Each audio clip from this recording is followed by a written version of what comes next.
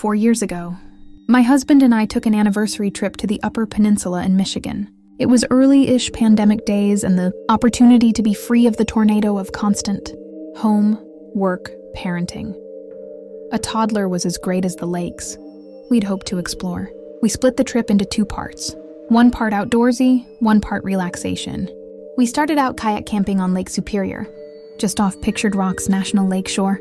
We had a remote campsite out on Grand Island that we would paddle to in our sport-level, inflatable kayak, carrying all our food and gear for 2 nights. The paddle to the campsite had been challenging but doable. We were medium-level kayakers, so after about 3 hours of travel with some poking around the island mixed in, we were very ready to settle in. The campsite itself was stunning. It faced a large bay that then opened out onto Lake Superior, beautifully framing the horizon in a way that felt almost fake.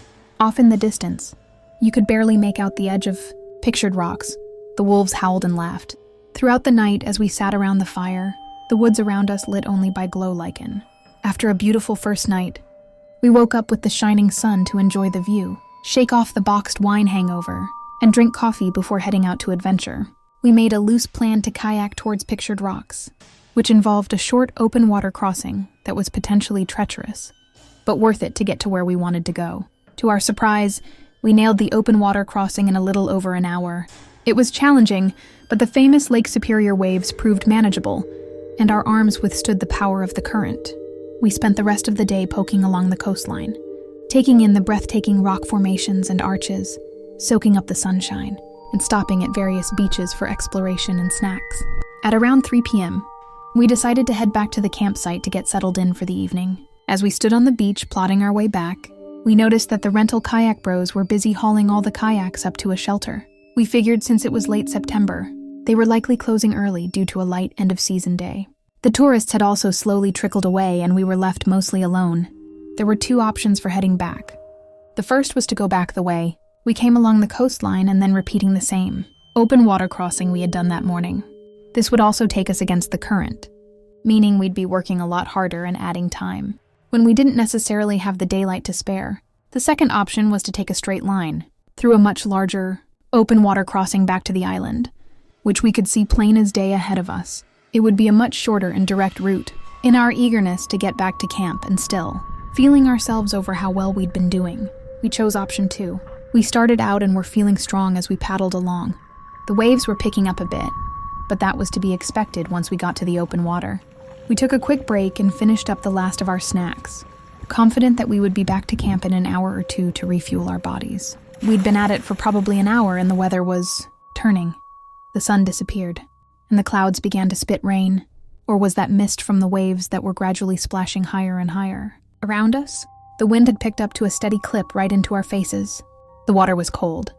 I can't pinpoint exactly when I realized we weren't moving forward anymore, but I remember looking over at the rocky coastline far to my left and realizing the particular rock that I'd been tracking for a while had not moved even a little.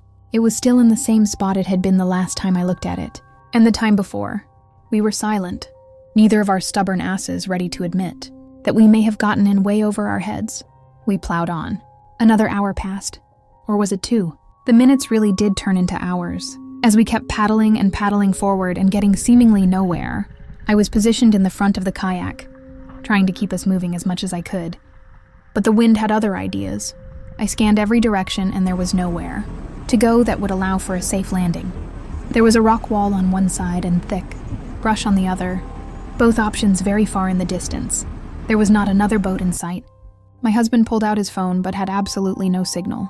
We kept paddling. My husband was in the back, working his hardest to steer us in a straight line.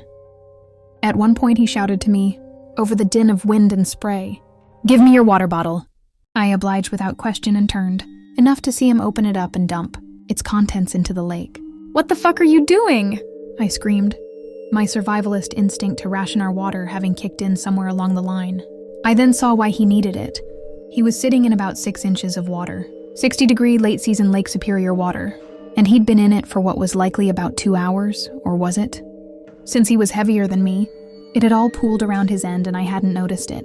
He started to use my empty water bottle to try and bail out the kayak while simultaneously paddling to keep us in a straight line. Unsurprisingly, this did not work. He chose paddling over bailing out, and we continued on. Again, we fell silent as we bore down. We just kept paddling and paddling. The waves got higher and higher, white caps sprawling out in front of us, like an obstacle course we had to win in order to get to safety. My arms were absolutely on fire, and my back ached from hunching forward. I didn't know how much more I could handle.